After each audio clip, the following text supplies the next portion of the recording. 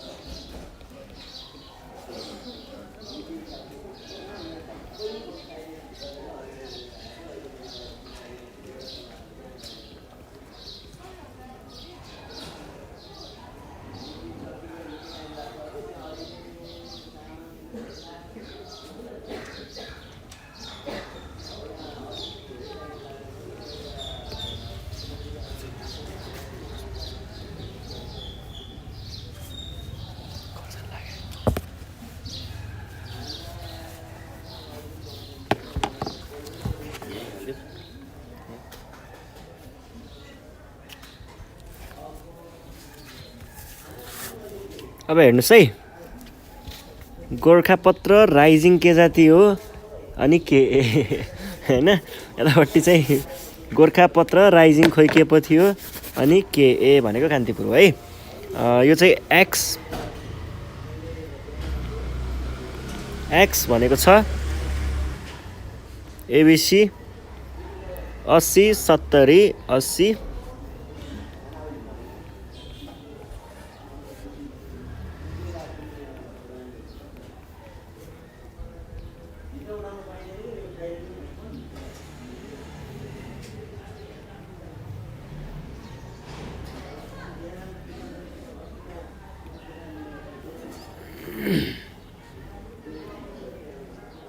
ल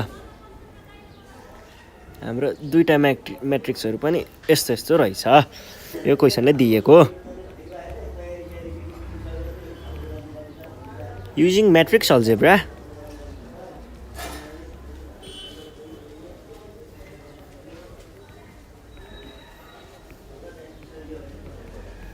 Find the number of newspaper left at the end of the day भनेर भन्छ एउटा कुरा। अर्को चाहिँ हामीलाई के पत्ता लगाउनु भनेको छ, find the total number, total cost each type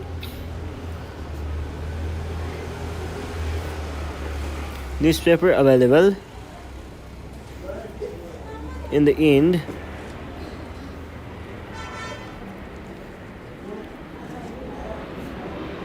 in each shop if the cost of a newspaper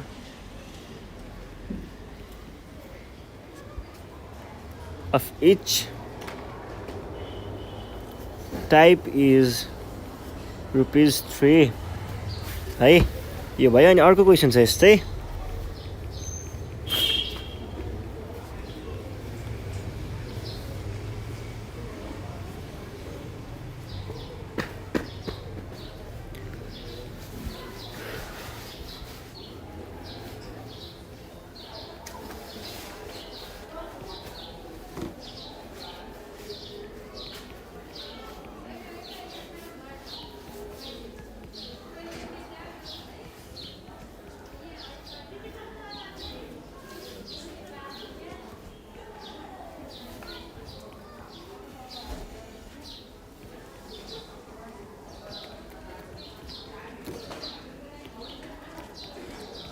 ल क्वेसनहरु तीनटा दिएको छ, म नेपालीमा पढेर सुनाउँछु है। पहिला के भन्छ, there are 3 types of newspapers, Gorkhapatra, rising Nepal and Kantipur are available in 3 shops A, B, C. The 2 matrices X and Y given below show the number of newspaper available in the shop and the sales of newspaper during a day. Number of 2 during a day respectively भनेर भनेको छ।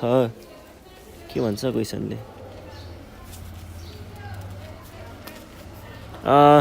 using matrix algebra find the number of newspaper left at the end of the day, find the total cost of each type of त्यो खोइ के जाति हो, अनि each type of यो के हो चाहिँ म पढेर सुनाउँछु है। Newspaper at the beginning of the day त मैले लेखिनँ त यहाँ। Given below so the number of newspapers available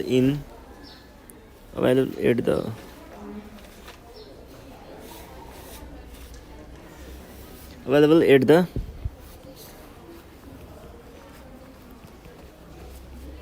beginning of day in the shop and त्यो भयो। तलपट्टि find the number of newspapers left at the end of the day, find the total number of each type of newspaper available in the shop if the cost of newspaper of each is यति भनेर भनेको छ। find the total number of revenue received by each shop from sale of newspaper if the price of each type of newspaper is ₹3 भनेर भनेको छ। ल we need to solve this। अब कसरी गर्न सकिन्छ होला त। अब के भनेको भन्दाखेरि नि, एउटा तीन प्रकारको पत्रिकाहरू छन् रे। हामीलाई तीनटैको नाम सहित दिएको छ।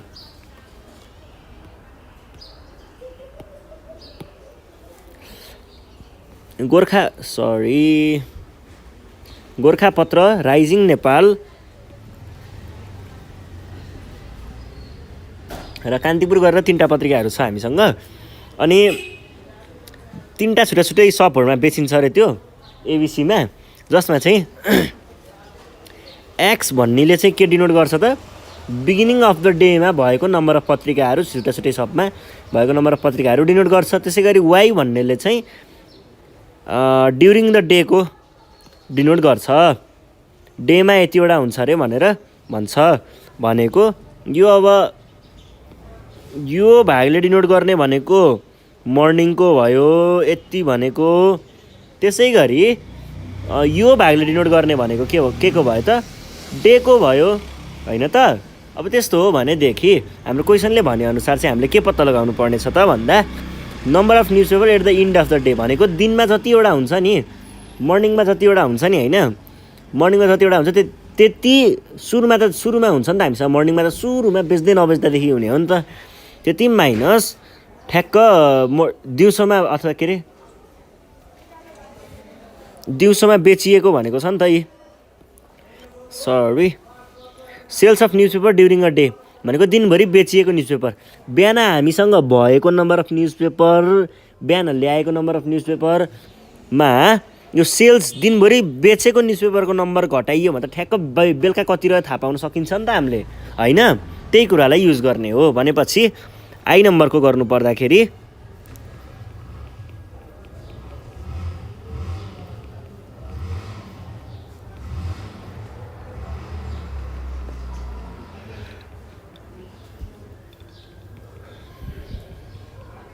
डे भनेको के हुने भयो त बिहानको माइनस बेलुकाको, that is X minus Y. त्यो भनेको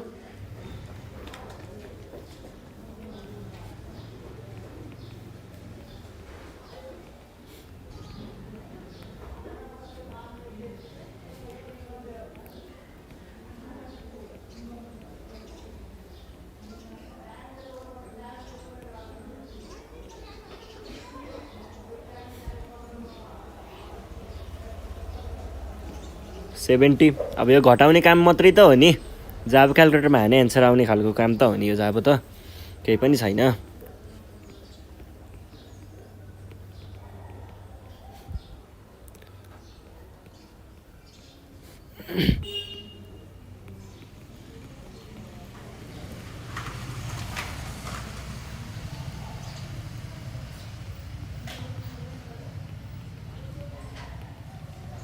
फोर्टी माइनस 37। ल बाँकी रहेको के छ त हामीसँग अब त्यसो हो भनेदेखि भन्नुहोस् त बाँकी रहेको कुराहरू के छ हामीसँग।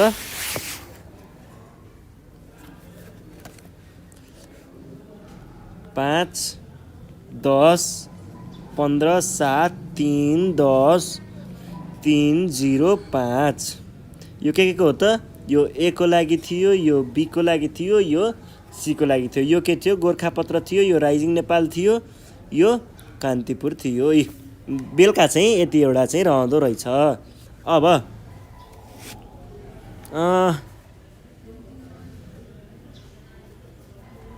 के भनेर भनेको छ भन्दाखेरि अर्को क्वेसन छ। अर्को क्वेसनले चाहिँ के भन्छ?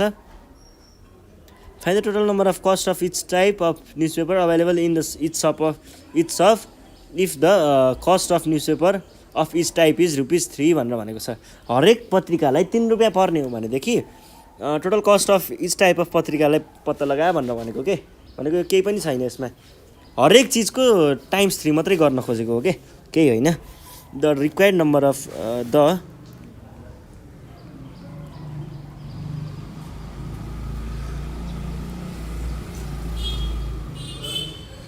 3x भनेको यो मर्निङको लागि हो। 3x गरेको 3x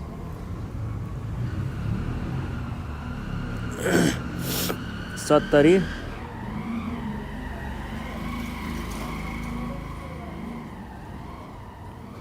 40 75 60 कति भयो त?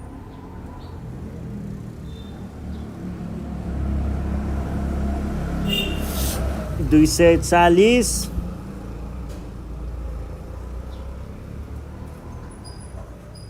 120 225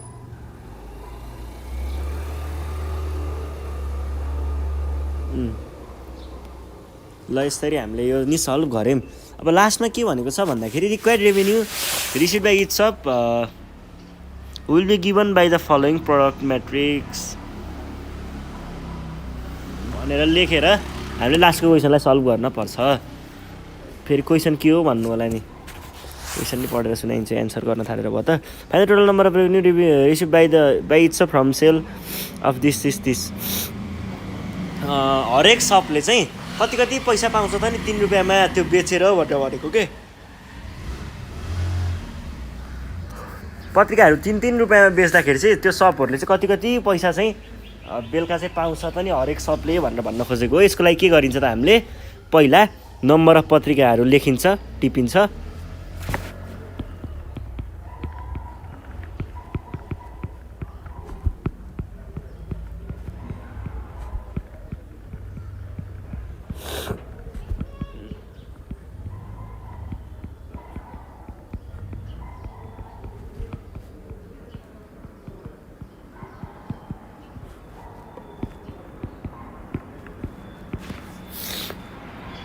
Following product, sorry for the disturbance.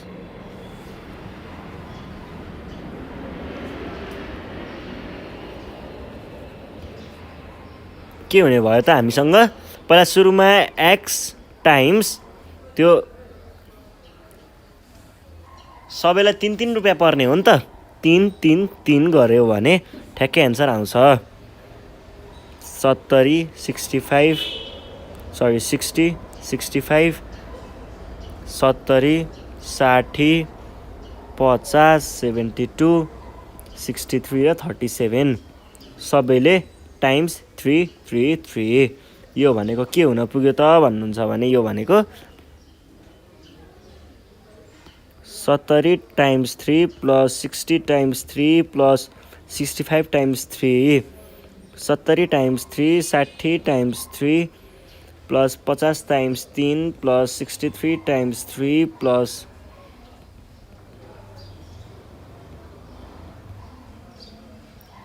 अब यो भनेको के हुन्छ त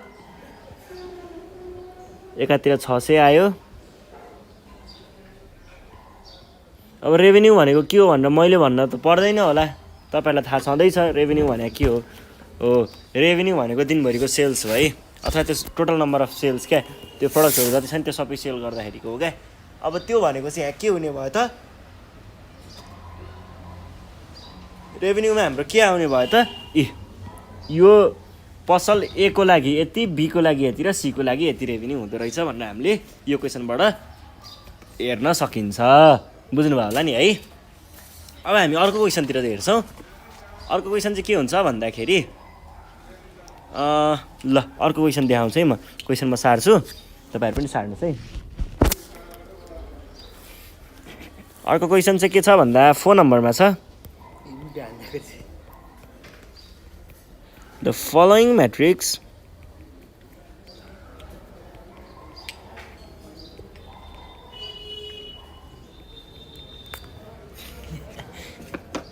shows the cells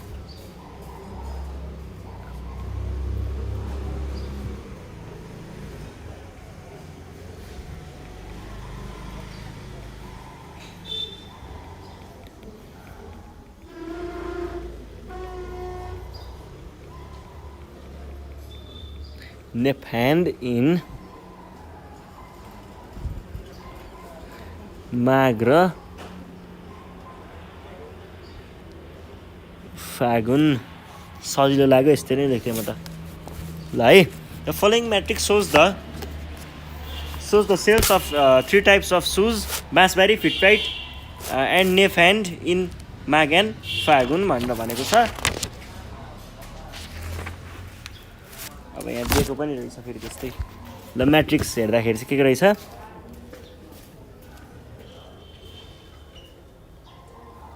बाँसबारीको लागि 50 60 30 50 40 र 70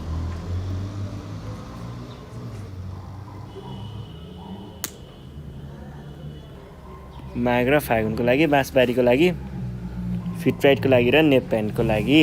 अब यो भनेको हामीलाई गिभन म्याट्रिक्स भइहाल्यो। त्यसो हो भने अब हामीले यहाँ के भन्न पाइयो त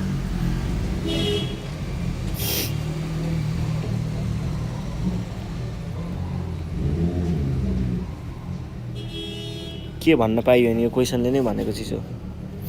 the sale price each of Bansbury, Fitrite, Nephand are rupees 170, 180 and rupees 190 RES respectively.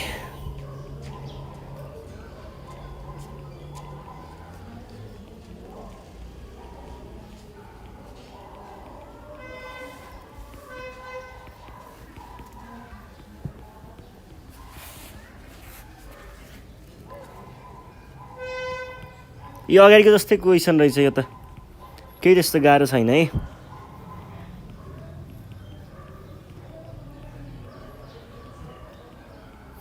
यो चाहिँ अगाडिको जस्तै क्वेसन भयो गाह्रो छैन अब हेर्नुहोस् है यो क्वेसनमा चाहिँ टोटल अर्निङ इक्वल्स टु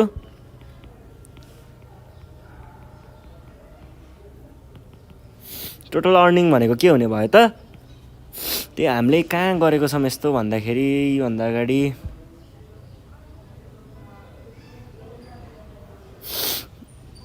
यहीँ यो क्वेसनमा चाहिँ 3 रुपियाँ इच भनेको थियो त्यहाँनिर 170 180 र 190 त भनेको हो नि अरू कुरा त एउटै त हो नि हो त्यसरी नै गर्न सकिन्छ भनेपछि के हुनु भयो त 50 30 40 70 50 र 60 यताबाट के हुनु भयो त 170 180 190 तीनटा